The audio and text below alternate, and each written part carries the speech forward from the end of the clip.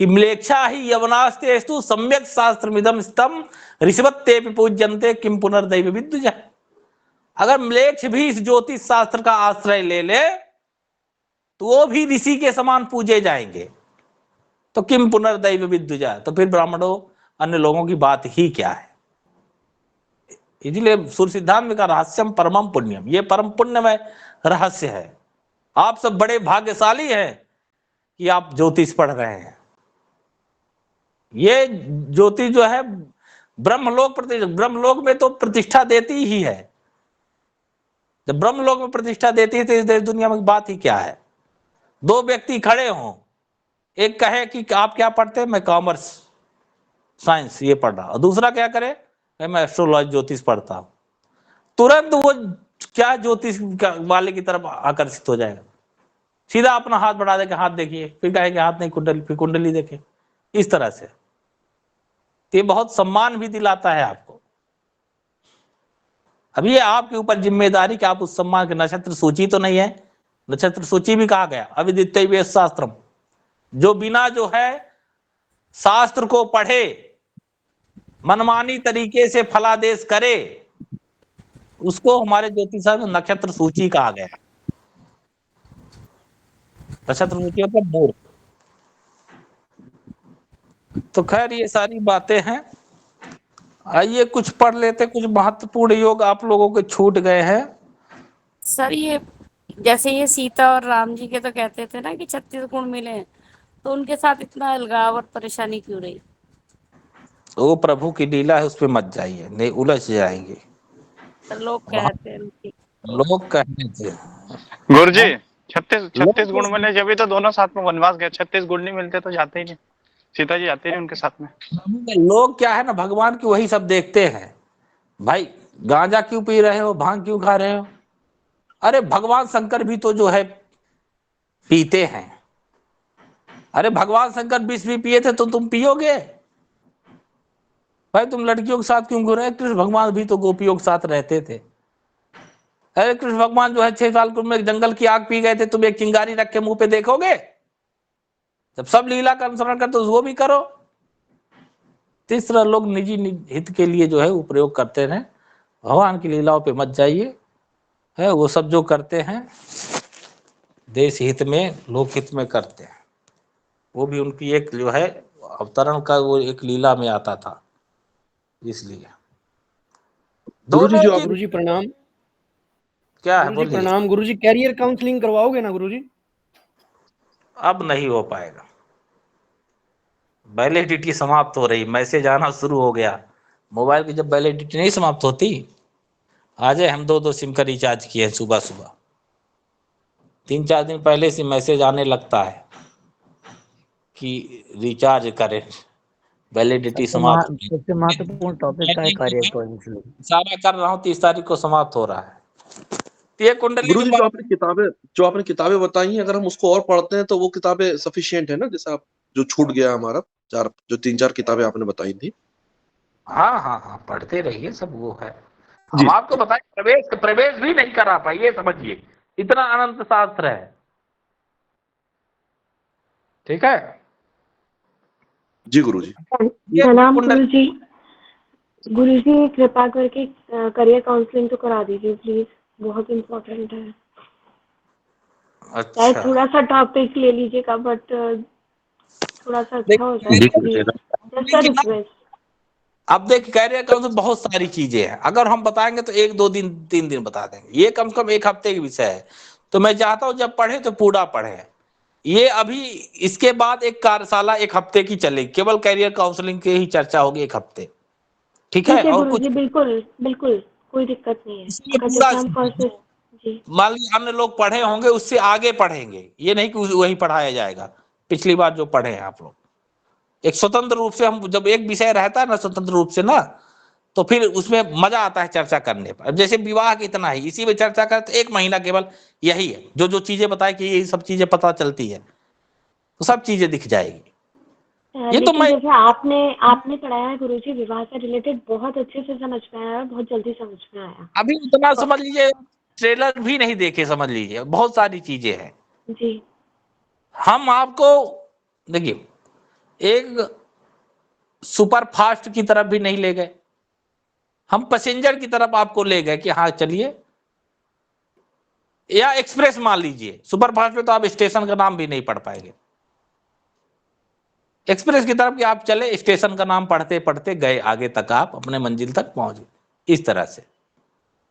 अब आपको क्या है कि हर स्टेशन रुक करके वहां घूम करके नजारा लेना हो तो फिर उसको आपको या तो दूसरा अपना निजी वाहन करना होगा, उससे जाएं, हर जगह का आनंद लेते हुए जाएं। तो एक एक विषय अपने आप में बहुत गंभीर विषय है, स्वतंत्र विषय है।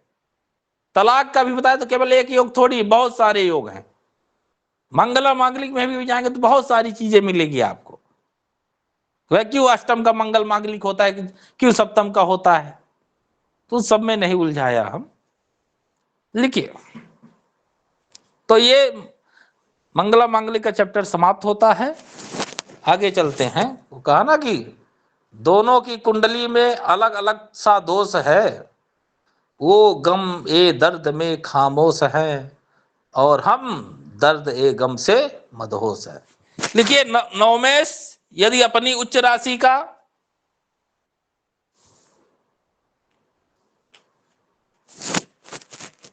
नवमेश नवमेश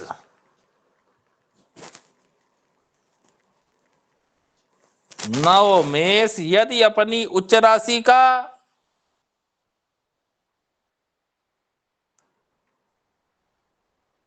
अपनी राशि का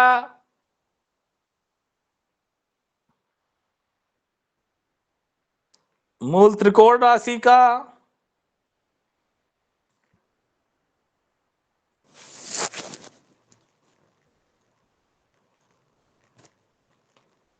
नवमेश यदि अपनी राशि का अपनी उच्च राशि का अपनी मूल त्रिकोण राशि का होकर होकर लग्न से केंद्र में स्थित हो, लग्न से केंद्र में स्थित हो तो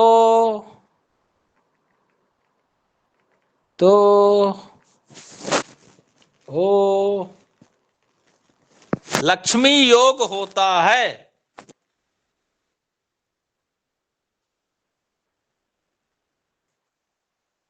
लक्ष्मी योग होता है।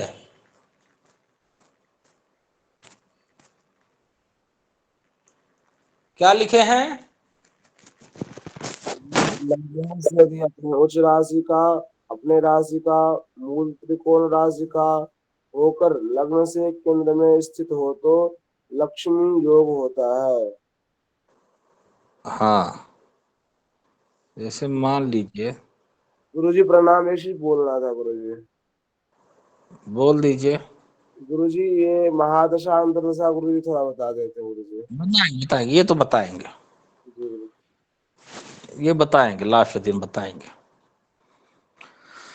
अब देखिए, इस कुंडली में देखिए, मान लीजिए शनि यहां बैठा है, तो आपने लिखा नवमेश अपनी उच्च राशि का मूल त्रिकोण राशि का हो करके अपनी राशि का होकर लग्न से केंद्र बैठते थे। यहां नवमेश कौन है? नवम भाव में लिखा है 10, 10वीं राशि होती है मकर, मकर का स्वामी शनि, लग्न से केंद्र में है और क्या है? अपनी राशि में है। तो इसको ये कौन सा योग बना? लक्ष्मी योग। ठीक है, लक्ष्मी योग बना। अब वो अलग बात है कि सस महापुरुष योग भी बना रहा है, लेकिन लक्ष्मी योग भी बना रहा है। ठीक, आई बात समझ में? और कोई कुंडली ले लीजिए, मान लीजिए।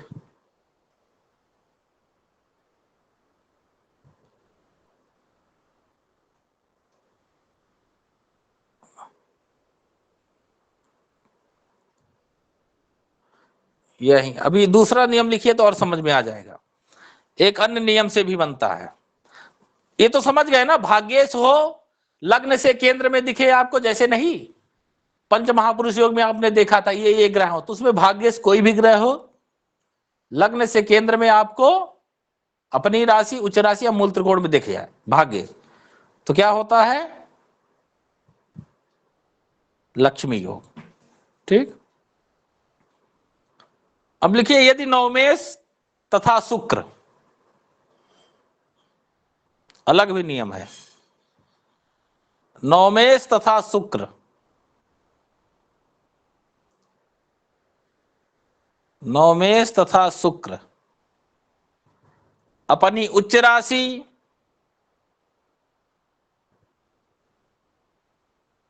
अपनी राशि में स्थित होकर, नवमेश तथा शुक्र अपनी उच्च राशि अपनी राशि में स्थित होकर केंद्र अथवा त्रिकोण में स्थित हो तो केंद्र अथवा त्रिकोण में स्थित हो तो लक्ष्मी योग होता है।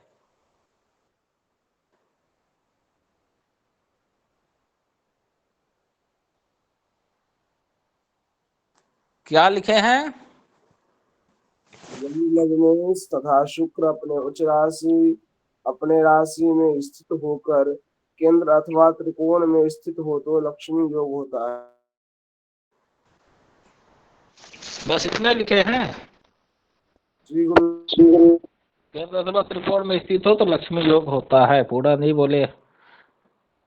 चलिए अब जो है, जैसे मान लीजिए क्या लिखे हैं, नवमेश तथा शुक्र, जैसे यहां पे 7 8 9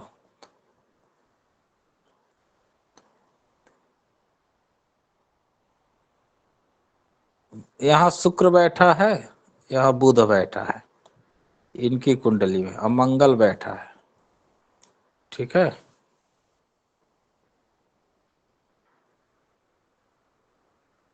अब देखिए यहां शुक्र जो है नवमेश तथा, दूसरा नियम में क्या ले, नवमेश तथा शुक्र, तो यहां शुक्र ले लीजिए।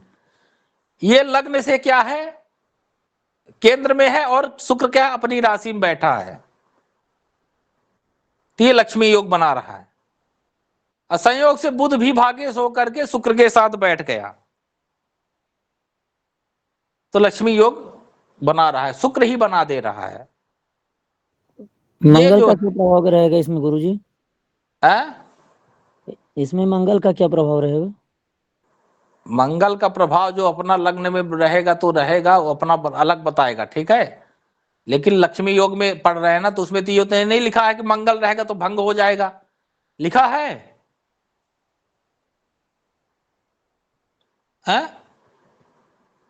मंगल रहेगा तो व्यक्ति को हाँ वहां बैठा है एक्टिव बनाएगा, जुनूनी बनाएगा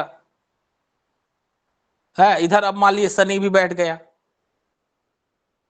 और सूर्य भी बैठ गया, तब क्या बन गया, पाप कर्तरी बन गया। और यहां गुरु बैठ गया है, इधर चंद्रमा बैठा है, इधर राहु बैठा है, इधर केतु बैठा है। फिलहाल लक्ष्मी योग समझिए। तो यहां लक्ष्मी योग का क्या हुआ, बना कि नहीं बना? है जी गुरुजी। कैसे बना?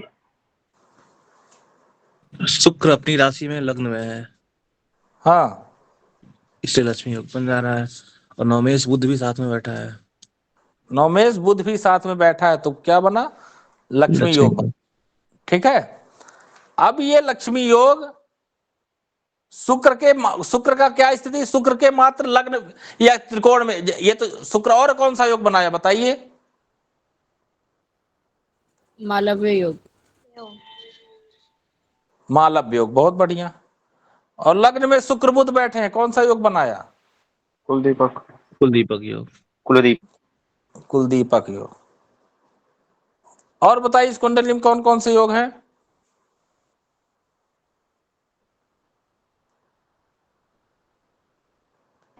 गज केसरी योग।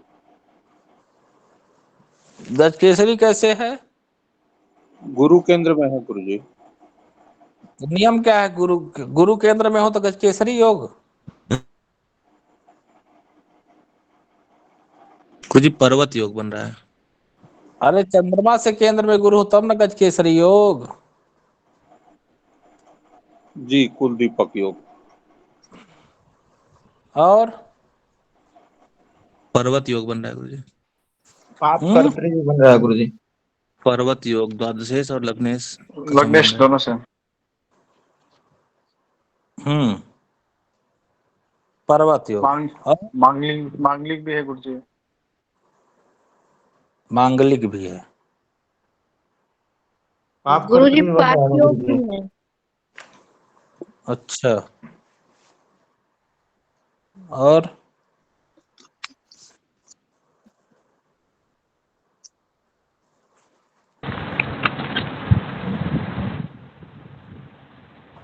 वरिष्ठ योग भी है।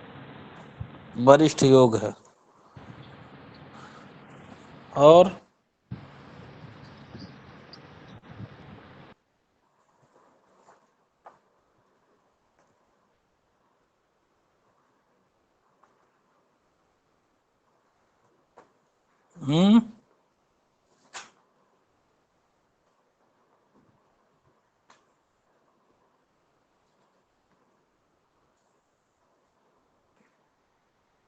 और बताइए।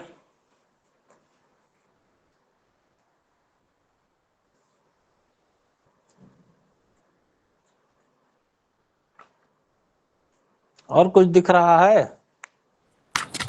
यदि स्त्री का कुंडली हो गुरुजी तो पति प्राप्त, सुंदर पति प्राप्ति योग भी बन रहा है गुरुजी। विषम राशि सप्तम सप्तमेश। हाँ। पाप कर्तरी में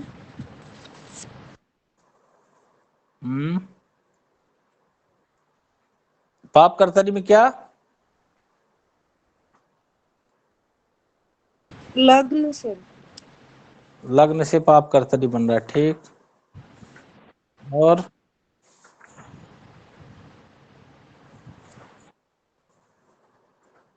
दरिद्र योग गुरुजी। दरिद्र योग कैसे? एकादशेश सूर्य 12वें भाव में।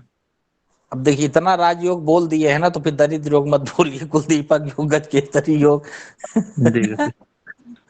हाँ, अब इतना सब आप राजयोग कुलदीपक योग बोल रहे हैं, लक्ष्मी योग बता रहे हैं, अब उसी के साथ दरिद्र योग भी बता रहे हैं। इसका लेफ्ट हैंड में प्रॉब्लम होगा गुरुजी। किसका? इसी जातक का बाई आंख में सूर्य बैठा हुआ है 12वें स्थान पे, उस पे राहु की पंचम दृष्टि पड़ रही थी, तो में संभावना है नेत्र कष्ट की। बिल्कुल कर सकते हैं। शराबी योग भी होगा, विदेश यात्रा योग भी होगा, इसमें शत्रुहंता योग भी होगा। सूर्य 12वें भाव में बैठा है। शत्रुहंता योग तो था ही, ठीक है। और ये शराबी योग कैसे हुआ? लग्नेश पे पाप का मध्यत्व के प्रभाव में आ गए पाप कर्तरी में, और द्वितीयेश पे भी पाप ग्रहों का प्रभाव है, राहु केतु शनि का, और राशि इस पे भी। तो ऐसे में व्यक्ति जो है वो शराबी और मद्यपान करता है। अच्छा। अष्टम भाव और अष्टमेश पर भी जब पाप ग्रहों का प्रभाव होता है तो व्यक्ति विदेश यात्रा भी करता है। बिल्कुल, विदेश यात्रा किया था इन्होंने, पढ़ने के लिए गए थे। तो पढ़ने के लिए क्यों गए? किस योग से?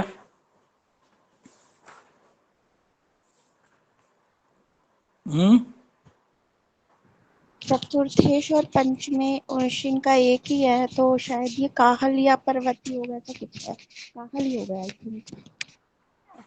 क्या काल है? युग जब चतुर्थेश और नवमेश का संबंध होता है तो बनता है काल युग। नहीं, काहल नहीं बनेगा पर्वत में। 5 योग भी दिख रहा है गुरुजी। अब चलिए ठीक है, ये है महात्मा गांधी जी की कुंडली, इसीलिए हम अभी सुन रहे थे चुपचाप।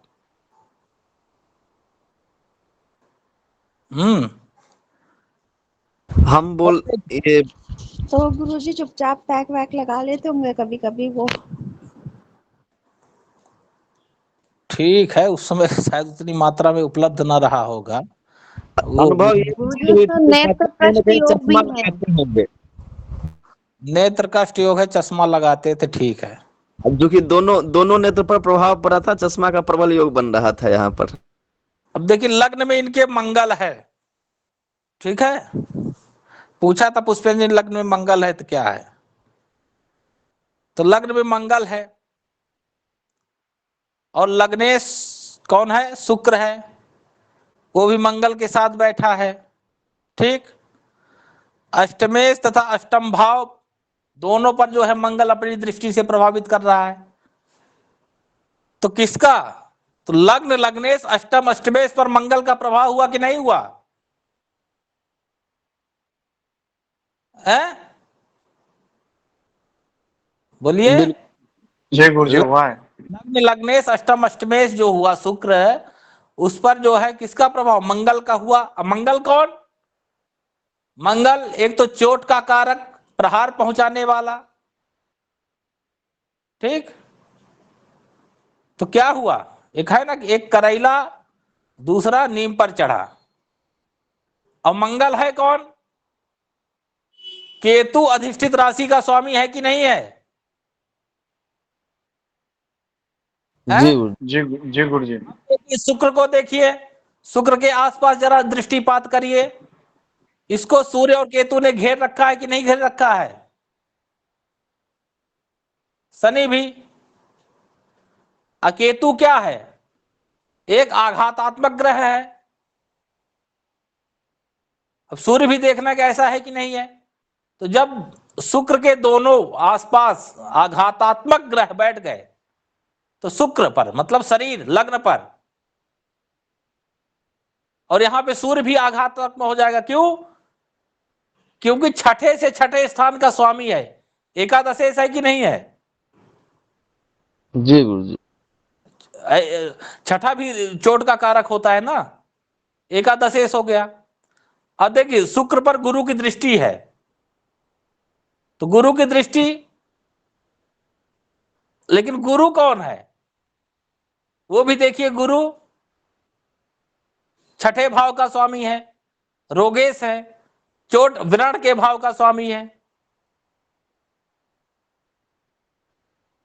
अब बताइए, बुध तो देखेंगे भाई क्या शुभ ग्रह है, कुलदीपक योग तो बना रहा है, लेकिन बुध कौन हुआ, शुक्र दृष्टि राशि का स्वामी हुआ, तो वो भी सूर्य की भांति जो है आघातात्मक हो गया। और शुक्र देखिए मरण क्षेत्र का स्वामी पूर्ण प्रतिनिधित्व कर रहा है। दूसरी ओर मंगल केतु एकादश षष्ठेश सब आघातात्मक रूपे 4 के 4 अंग पूर्ण प्रतिनिधित्व कर रहे हैं। तो ऐसी स्थिति में क्या दर्शाता है कि महात्मा गांधी की किसी चोट से आहत होकर मृत्यु की प्राप्त होना पूर्ण स्पष्टता सिद्ध कर रहा है।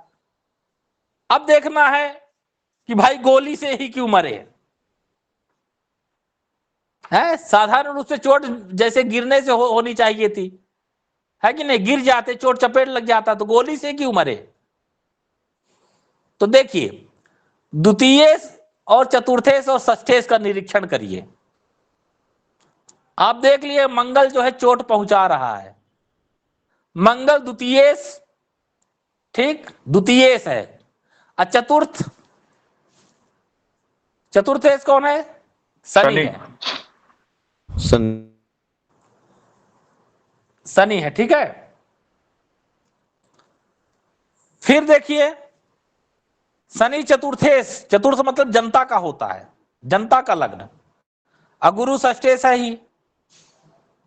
और देखिए आघात का निश्चय करने के क्या होता है कि लग्न लग्नेश अष्टम अष्टमेश पर जो आघातात्मक प्रभाव प्रहार है वह कैसे होगा, वह जनता के किसी व्यक्ति के निज मतलब चतुर्थेश द्वारा, ठीक है, उसकी बाहुओं, भाई जब चतुर्थेश जनता हो जाएगा तो उसका बाहु कौन होगा, तृतीय भाव होगा ना, हाथ, तृतीय कौन हुआ, चतुर्थ जनता का बाहु मतलब षष्ठ भाव, षष्ठेश हुआ। तो महात्मा गांधी की मृत्यु जनता के किसी व्यक्ति द्वारा होनी चाहिए, यह युक्ति संगत हो जाती है। फिर देखिए मंगल सूर्य के समीप होने से उस पे गुरु के गुरुत्वाकर्षण के कारण अतिचार में उसकी तीव्र गति हो जाती है कि नहीं। मंगल गुरु क्या है, मंगल सूर्य के समीप है, तो सूर्य के समीप होने से क्या है, उसमें गुरुत्वाकर्षण का अतिचार मतलब तीव्र गति। एक संहिता का शास्त्र है, चारी अतिचारी ग्रह हो जाते जब मतलब एक राशि को क्रॉस करके लगातार दो राशियों में चले जाए, इस तरह से अतिचार उसको, ठीक है। तो अतिचार में तीव्र गति हो गई। अब मंगल को तीव्र गति चलने की कोई वस्तु जैसे पिस्तौल की गोली बना रही है, और महात्मा गांधी का क्या, जनता में किसी व्यक्ति द्वारा आघात पूर्वक मारा जाना सिद्ध हुआ। अब यह भी बात कि मारने वाला व्यक्ति कौन होगा, तो यह भी बात दिलचस्पी से खाली नहीं है, क्योंकि मारने वाला कौन, मंगल, मंगल कौन, शुक्र गुरु तथा बुध, इन तीन नैसर्गिक शुभग्रह, तीन नैसर्गिक शुभग्रह मतलब ब्राह्मण जाति के ग्रहों के द्वारा प्रभावित है। तो घातक भी कौन होगा, कोई उच्च जाति का व्यक्ति होगा, यह भी दिख रहा है, ठीक है। और एक राष्ट्रपति केनेडी थे, उनकी भी ऐसी मृत्यु, तो उनको भी निकाल सकते हैं। तो इतना सूक्ष्म सब ये कुछ नहीं, कब बस आपके ग्रहों, राशियों और प्रकृतियों पर निर्भर करता है। जैसे चोर, जब किसी की वस्तु चोरी हो जाती तो उसका ज्ञान करते हैं ना कि हाँ कब चोरी हुई, इस समय चोरी हुई, चोरी की हुई वस्तु किस दिशा में गई, इस दिशा में गई, चोर किस वर्ण का था, ब्राह्मण क्षत्रिय वैश्य शूद्र में, तो इस वर्ण का था, चोर का रंग क्या था, काला था, गोरा सावरा था, इसका गोरा था, ठीक, किस उम्र का रहा होगा, तो ये उम्र रही होगी, ठीक। फिर उम्र के बाद किधर गया, ये हो गया, कहां सामान रखा होगा, कितनी दूर गया होगा, इतनी दूर गया है, किधर हो सकता है, पहाड़ों में, पर्वतों में, जंगलों में, कहां हो सकता है, पानी किनारे, यहां हो सकता है, ठीक। मिलेगी कि नहीं मिलेगी, मिलेगी, कितने दिन बाद मिलेगी, इतने दिन बाद मिलेगी। ये सब जब पता करते तो यही ग्रहों, राशियों के वर्णों के, इसीलिए मैं बार बार कहता हूं कि आप लोग जातक पारिजात का 2 अध्याय, पहला अध्याय राशि, दूसरा अध्याय ग्रहों का, इसको आप दोनों का क्लियर कर लीजिए। एक एक चीज याद करिए, डेली नियम बना लीजिए कि आज हमने जो है राशियों का ये जाना, राशियों का हमने वास स्थान जाना, राशियों के आज हमने सामग्रियां जानी कि ये राशि इस ग्रह का, इस राशि का प्रतिनिधित्व करते हैं, ग्रह का हमने जाना, ग्रह जो है इनका कारक है। ऐसे करेंगे तो वो चीजें फिर आपका, और ये जो फलादेश करेंगे और चीजें स्पष्ट हो जाएगी। पूरा घटा सकते हैं कि विदेश गए, किस लिए जाएंगे, हनीमून बताने, पढ़ने के लिए गए, ठीक है, विदेश यात्रा योग बन रहा है, तो कैसे गए, उसके लिए गए, तमाम सारी चीजें आप जान सकते हैं। मरेगा व्यक्ति तो कैसे मृत्यु होगी, तो पता चला गिरने के कारण होगी, गिरने के कारण होगी तो कहीं से भी गिर सकते थे, लेकिन मंगल था तीव्र गति का, तो निश्चित कोई तीव्र गति वाली चीजें रही होगी। जो उस समय बंदूक थी, उसमें भी कौन बंदूक चलाएगा, तो कोई जनता में से ही चलाएगा, वो किस जाति का होगा, तो भाई इस जाति को। ये सबका ग्रहों प्रकृतियों के द्वारा ही पता चलता है हर चीज। इसी में कोई विवाह होगा, अंतर जाति होगा, विजाति होगा, क्या होगा, ये सब उसी पता चलेगा। इसका संबंध कैसे रहेगा, कैसे व्यक्ति से रहेगा, इसके लिए कौन से ज्यादा व्यक्ति अच्छा रहेंगे, किस इसी वर्ग के रहेंगे कि दूसरा वर्ग वाला इसका मित्र होगा, क्या इसका मित्र जो है, लिखते हैं ना फलादेश में, जब फलादेश हम कुंडली में काफी पीछे लोग लिखते हैं तो यही नहीं लिखते हैं, जातक के मित्र प्रतिष्ठित घराने से होंगे, ऐसा भी हो सकता है कि नीच घराने से होंगे, ये सब। तो ये फलित है, जितना आप पढ़ेंगे, जितना चिंतन करेंगे, आपका चिंतन बढ़ेगा, नई नई चीजें खुद आपके सामने आएगी, वो जो ना आपको किसी पढ़ाने से, ना किसी पुस्तक के पढ़ने से प्राप्त होगी, वो जो होगी वो आपका अपना होगा। हालांकि कहीं ना कहीं पुस्तक में लिखी है, उसी को आप कहेंगे, पुस्तक में तो केवल इशारा कर दिया, पुस्तक में तो एक प्रकार से मान लीजिए गागर में सागर नहीं, मोती में सागर भर के दे दिया। कहते हैं ना ब्राह्मण की स्वल्पम मत्र विचित्र अर्थ बहुलम, यहां शब्द केवल थोड़ा सा लिख दिया गया, अब आपको अर्थ समझना है। बता दिया मेष राशि है, अब किसी की मेष राशि है, आप भेड़ वाली चीजें सारी इसमें घटा लीजिए। किसी की सिंह राशि है, तो सिंह राशि के जो गुण दुर्गुण जानते हैं वो उस व्यक्ति में घटा लीजिए पूरा, कहीं ना कहीं फिट बैठेगा। अब कहां कैसे पीड़ित है, कहां कैसे पापा ग्रहों से प्रभावित है, बलवान निर्बल है, तो निर्बल है उसके दुर्गुण आ जाएंगे, बली है तो सिंह वाले गुण आ जाएंगे। ठीक है, तो ये लक्ष्मी योग हम पढ़ रहे थे, प्रश्न आ गया था गुरुजी प्रणाम। लग्न में है तो क्या होगा, तीव्र में बताने चला था। अब देखिए प्रणाम क्या गुरुजी, लक्ष्मी योग में डाउट है एक, अभी पूरा नहीं हुआ। जैसे नवमेश भी उच्च राशि और अपनी राशि में होना जरूरी है क्या गुरुजी? हाँ, अब जैसे तो यहाँ गुरु है, गुरु भाग्य स्थान में अपने घर पे बैठ गया, तो दूसरा नियम यही ना, क्या है, केंद्रेश और त्रिकोणे, नवमेश तथा शुक्र केंद्र अथवा त्रिकोण में अपनी राशि में। तो यहां देखिए नवमेश त्रिकोण में है, अपनी राशि में है, तो लक्ष्मी योग बना दिया। या मान लीजिए गुरु यहां ना बैठता, यहां मान लीजिए बैठता, हालांकि ऐसा नहीं होगा, यहां बैठता तो लक्ष्मी योग बना देता। सूर्य ही है मान लीजिए, यहां सूर्य अपने घर में बैठा है नवमेश होकर के, ये भी क्या बना दिया, लक्ष्मी योग बना दिया। ठीक, एक और इससे मिलता जुलता योग है, अभी पढ़ ही रहे थे किसी दिन हम,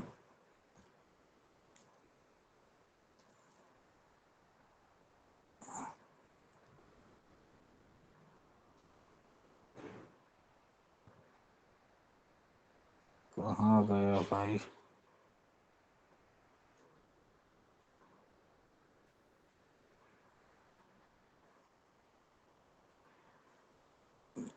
चंद्र चूड़ामणि योग भेज देंगे।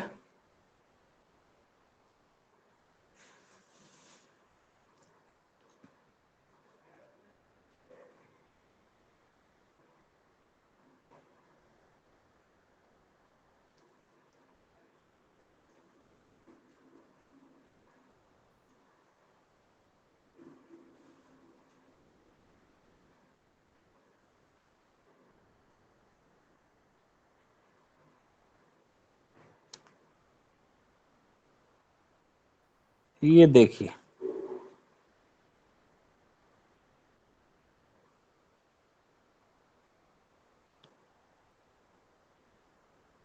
ये दिख रहा है ना, चंद्र चूड़ो भवेद योगो धर्मपो यदि केंद्र का योग अस्मिन् दानशीलस्य गुण पूर्णो भवे नरा।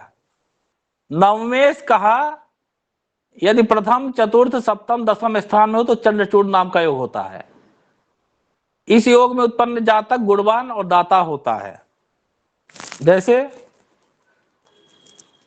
नवमेश, ठीक है, नवमेश कौन है, सूर्य, तो कहा केंद्र में, सूर्य यहां बैठ जाए, सूर्य यहां बैठ जाए, सूर्य यहां बैठ जाए, सूर्य यहां बैठ जाए, तो ये क्या हुआ, चंद्रचूड़ नाम का एक योग होता है। इसमें क्या होता है, व्यक्ति दानी होता है और गुणवान होता है। लिख लीजिए, नवमेश लग्न से केंद्र में बैठे,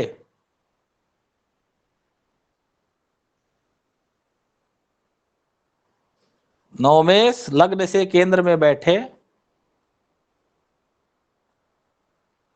तो चंद्रचूड़ योग होता है।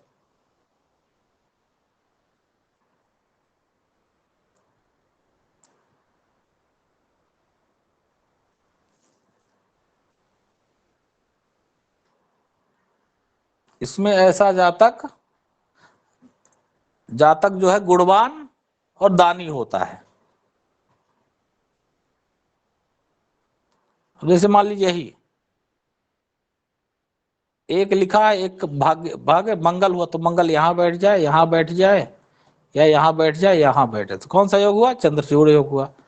मान लीजिए एक की जगह 2 लिखा है, शुक्र हुआ तो शुक्र यहाँ यहाँ यहाँ कहीं भी बैठ जाए। बात आ गई समझ में? भाग्येश मतलब आपको लग्न से केंद्र में दिखाई दे तो चंद्रचूड़ योग होता है। जातक क्या होता है? दानी होता है और गुणवान होता है। तो ये होता लक्ष्मी योग। समझ गए? लक्ष्मी योग में किसी को डाउट?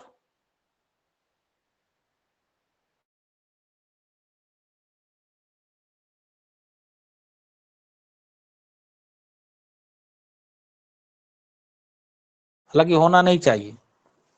अब लक्ष्मी योग जैसे नाम से ही स्पष्ट है, फलादेश बताने की जरूरत नहीं है। जातक क्या होगा? लक्ष्मीवान होगा। ठीक है। गुणाभिरामो बहुदेशनाथो, जातक गुणी होगा, लिख लीजिए।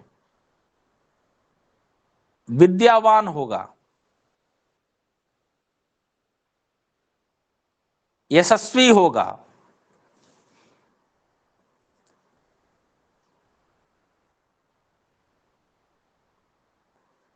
ठीक, कीर्तिवान होगा,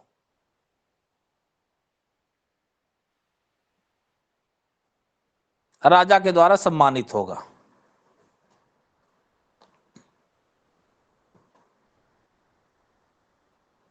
ठीक है। अब लक्ष्मी योग बन रहा है तो लक्ष्मी योग बनने में यह ध्यान रखना कि लग्नेश का बलवान होना जरूरी है। केवल लक्ष्मी योग में ही नहीं, किसी भी राजयोग में हमने बताया था ना कि लक्ष्मी योग का बलवान होना, वो लक्ष्मी योग का कहना है, लग्नेश का बलवान होना उस राजयोग की सफलता पे सहायता देता है कि भाई लग्नेश जितना बलवान रहेगा उतना उस राजयोग का आप उपभोग कर पाएंगे, वरना तुम नहीं कर पाएंगे। ठीक। गुरुजी हमारे पास एक घर की कुंडली, तो इसमें 2 भाव में ही सारे ग्रह बैठे हैं। हाँ? 2 भाव में सारे के। चलिए ठीक, 9 भाव में सारे ग्रह बैठे हैं। 2 भाव में बैठे हैं गुरुजी। अच्छा, चंद्र शुक्र मंगल तो अपने घर में बैठे। अच्छा बताइए, 9 भाव में कौन से ग्रह बैठे हैं? 9 भाव में नहीं गुरुजी, 2 भाव में बोला मैंने। दो भाव में। मीन राशि की कुंडली है। हाँ, द्वितीय भाव में, द्वितीय भाव में, सप्तम भाव में ये जो चंद्र मंगल और शुक्र बैठे हुए हैं। हाँ। और अष्टम भाव में सूर्य गुरु बुध हैं। तो आप जानना क्या चाह रहे हैं? इसमें भी ये योग बनेगा क्या गुरुजी, लक्ष्मी योग? अरे यार,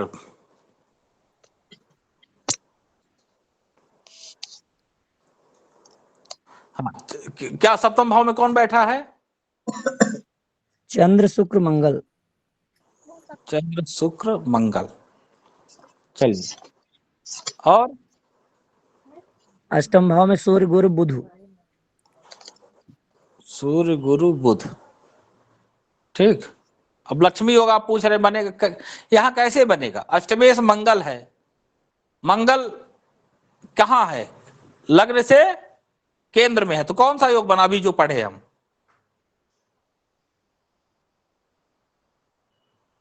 बोलिए।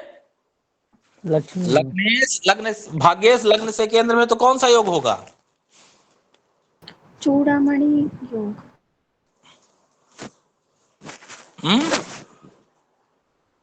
चूड़ामणि योग, चंद्रचूड़ योग, चंद्रचूड़ योग बनेगा। चंद्रचूड़ योग, चूड़ामणि योग बोल रहे हैं। चूड़ामणि योग अलग होता। हाँ, चंद्रचूड़ योग, ठीक है। अब पुष्पेंद्र जी आप ही बताइए, कहाँ चले गए? पुष्पेंद्र जी यही भाग है गए? गुरुजी, यही है गुरुजी पुष्पेंद्र जी। हाँ, सुन नहीं रहे है हैं? गुरुजी। सुन नहीं रहे? गुरुजी, सुन रहा हूँ। अब बताइए आप, वो नवम भाव में 2 शुभ ग्रह बैठे हैं, गुरु बुध, तो कौन सा योग बन रहा है? पुष्पेंद्र जी केवल आप बोलेंगे। सप्तम भाव में चंद्रमा शुक्र 2 शुभ ग्रह बैठे, कौन सा योग बन रहा है?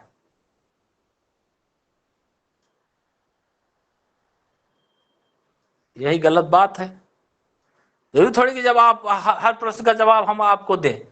आप हमारा अभी लग्न में मंगल पूछ करके पूरा समय खा गए, जबकि हम महात्मा गांधी कुंडली में हम कहे बता ही दे, इसमें 1-2 योग और पढ़ा दिए होते।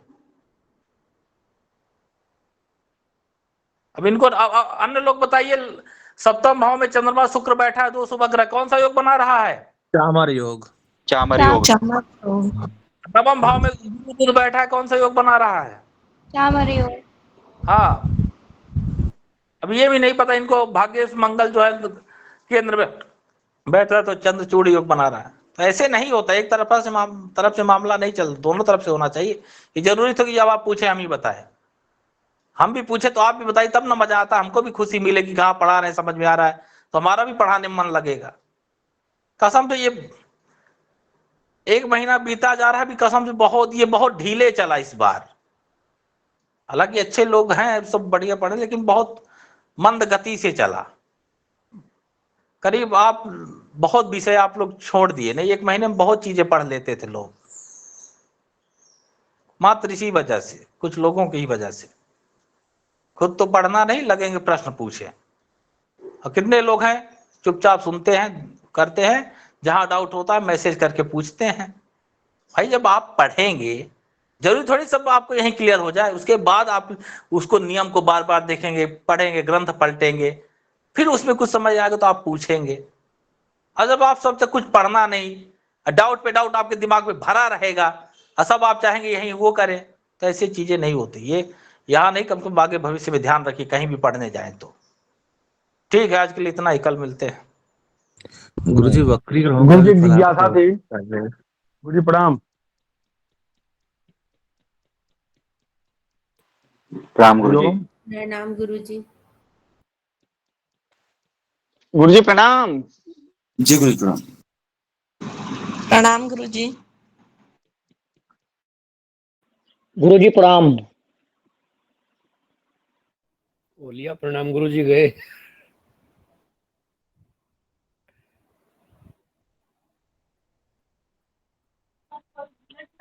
प्रणाम गुरुजी।